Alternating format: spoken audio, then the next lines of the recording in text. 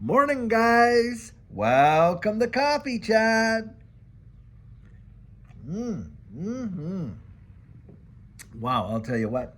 Guys, what a beautiful day it is. I mean, look at it. It's just mild. I got some blue sky, a little bit of cloud over there, but it's just so mild. Nice breeze coming in here.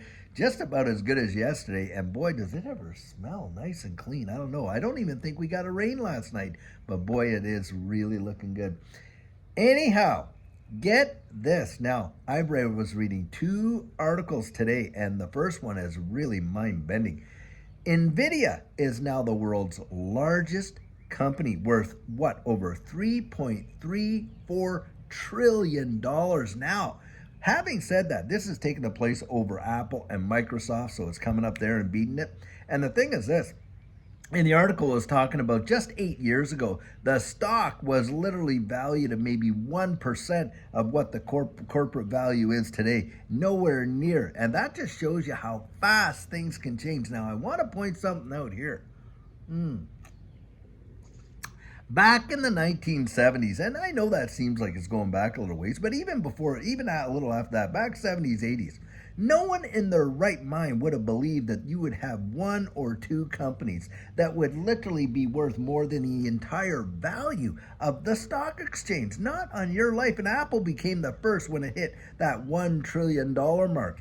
And the thing is this, here we got another company worth $3.3 trillion just in what, an 8 year span. It has increased so much.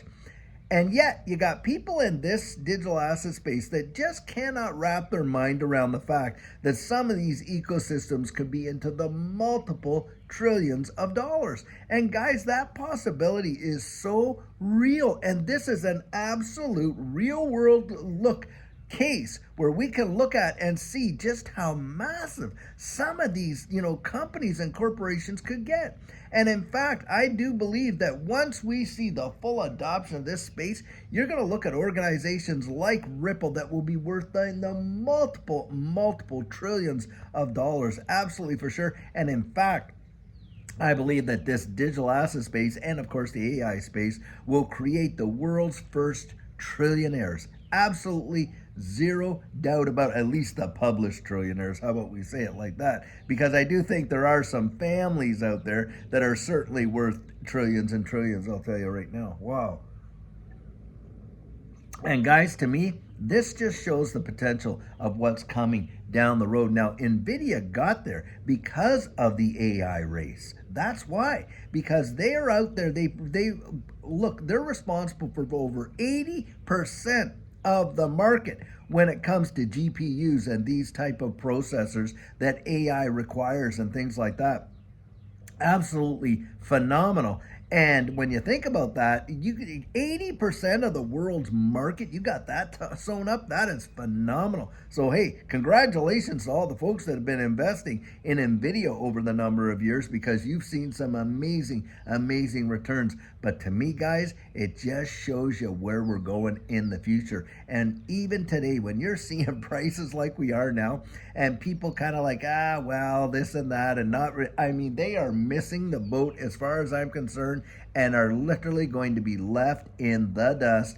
And when the world transitions over to this, whole digital system, which of course AI is a big part of, and all of this distributed ledger technology being a part of that, it is going to revolutionize the fortunes of many, and a lot of naysayers are going to be sitting there, like I like to say, with their hands in their pockets and their jaws on the floor. It is going to be absolutely massive.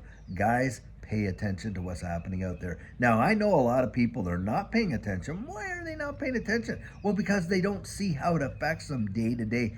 And think of this, excuse me, they are absolutely oblivious to it. They're oblivious to it. Now, I know when we're inundated in this space, we get the idea that, hey, maybe, majority of people already know, but guys, they don't.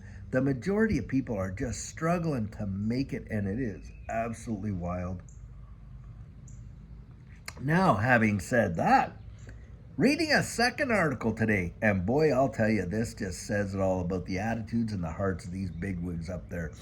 You got Goldman Sachs out there recommending their high net worth clients to short, guess what, the middle class, to short all the stuff that we do. Why? Because they see a world of pain and hurt coming to the average workaday folks. And this is the thing, guys. They're looking at profiting. Imagine counseling people profiting off the pain of others. And basically based on a lot of the policies that these central bankers certainly have put in place. And remember, the Federal Reserve is made up of member banks, to which Goldman Sachs and all the rest are all a part of one way or another. And so, guys, they've orchestrated, or architects of this current system.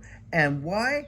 To absolutely consolidate that power. That's what I believe. And to literally, it is a great wealth transfer for sure right now. But it's a wealth transfer to the absolute elites by taking over and pushing people to the point where all their assets are getting liquidated, where all these big, conglomerates are coming in. Look, 200 and some banks, regional banks, are on the verge of absolute collapse. And yet, you go in there and they treat you like you're going into your bank with your cap in your hand and on, paying you next to nothing to deposit your funds in there and utilize those services. In fact, you end up paying more in fees than you get in interest and all of this and that. And if you do need their help, what's the bank like? Well, the bank, I'll tell you what, they give you an umbrella when the sun is shining and take it away from you when it starts to rain. That is exactly what they do. And this is the kind of deal, guys, when you see this attitude coming out, they're literally encouraging their high net worth clients to bet against the middle class. Now, that is sick as far as I'm concerned. That's not just profit, that is profiteering right there. Wow. But, guys, that's the way it has always been, hasn't it? And I know we can point fingers and all that right now, but the reality is we have always been that, right? The lower levels have always been subservient to these, bigwigs up there. And that's not the way it was meant to be. The thing is this, we do have a say. The problem is most people are literally buffaloed into believing their say doesn't even count, and that is absolute hogwash. Look, when we go to the ballot box in these elections and stuff like that, we can literally take some of these people that support this garbage right out of office. But what happens every single time? Well, they show up with bags of cotton candy and candy apples and all kinds of promises galore. And what do people do? Well, the masses are just, they're buffaloed into it, and they just revote the same people right back into office, to the point where some of these people have been sitting in these seats for 10, 20, 30, 40 years. That is absolutely ridiculous. And what have they genuinely accomplished other than enriching themselves and all their cronies? Hardly a thing. Has my life really improved that much in the last 40 years based on what these folks have been saying? Absolutely not. The purchasing power of our dollars has been literally diminished and wiped out in huge percentages.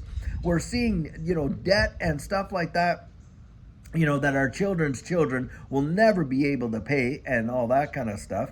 And are we seeing any kind of long-term benefit? Some of us are still paying off houses that we bought back when some of these people first got into office, and we're still pressure and we're still moving, and it's just absolutely ridiculous. Guys, change has to come. We've got to get out there and stop thinking like the herd, and stop just taking all the candy apples and things like that pacify us. Oh, look over here. Oh, look at that shiny thing. Well, they do this over here kind of stuff. We've got to be paying attention, and that's why we're out here and sharing the information that we do, so that we can actually literally get a seat at the table, eventually change the fortunes, turn this whole deal around. And this digital asset space, from where I look at it, it provides one of the greatest opportunities for average folks to absolutely change their lives financially and put themselves in a position where they're not under the thumbs and the boots of all of these guys up there, on the hill. Wow, I'll tell you. It just gets under my skin when I see this kind of stuff going on, and it is really, really sad. And this is the deal, guys. We are the captains of our own destiny. We've been made to believe that we're not, but we can. We can make choices. We can get out there. We can refuse this whole debt system that they got going down, where you barely get out of high school, and what do they want you to do? Sign up for all kinds of student loans, right? And by the time you get out of college and university, the average kid is owing over $100,000 in student loan payments and all this and that because of the cost of education. That is obscene. It should never reach those levels. And as far as I'm concerned, it's just a debt-driven thing. And in fact, this is really wild. You could be out of school, have a job, making a decent income, and have a pretty decent credit score, and not be able to, get qualified for like a $25,000 line of credit or credit card. You be a student, have no job, zero credit history and all of that, and watch the amount of credit cards that they throw at these kids and the limits on them. It is truly wild. So that by the time they get out, they're already so deep in debt, they've been enslaved. And that is the whole system. The whole idea, by the way, also of a credit score. Think about it. A credit score is only really good if you're going into debt, isn't it? If you're going into debt, you got to have a good credit score so that, you can get these loans and you can get these credit cards. You can get this, you can get that. Really? Well, the whole idea of a credit score system is to show what kind of risk you are to somebody else who's actually lending out the money, right? The borrower, guys, is servant to the lender. It is an entire setup, the whole thing. And now, around the wide world with central bank digital currencies, what is the big debate? A social credit score, which will allow you different perks and this and that if you toe the line and really kind of like follow the way in which an ESG score and all that. It is getting to the point where all it is manipulation and control. That is all it is. And don't buy the narrative. Don't get into debt. Number one, don't start debt. And if you are in debt, try your utmost to get out of it as soon as you possibly can. Get out from underneath their boots. That's what I'd say right there. Wow. Guys, we have been talking about it for a long, long time, and I know one of the biggest goals for a lot of folks in this digital asset space, when I talk to them in coaching, one of the biggest financial goals is debt freedom. Debt freedom, time with family, being able to chart your own course. And why is that their biggest goals? Because you know what, guys? Those are the things that God has residently put in us. It's an inalienable right, that pursuit of happiness, and freedom and liberty. You're born with it. Don't let some system and government rob you of it by enslaving you into debt and getting you to believe all the hogwash that they have up there and being satisfied with them throwing us crusts of bread and candied apples and things like that when it comes election time. Get out there, really, really get your voice heard and get yourself into a position as much as you possibly can. And look, do not despise the day of small beginnings, because that's exactly what happened with us. We put in what we thought was so little, and it revolutionized our lives. Guys, I believe those opportunities still exist. Get out there, really make yourself aware of it, and do not play their game. Beat them at their own game, guys. Don't follow their advice, follow their behavior. That's what I'd say. Well, guys, I'll tell you what. Until later on today, when we have an absolutely fabulous video for you, have a great one and take care.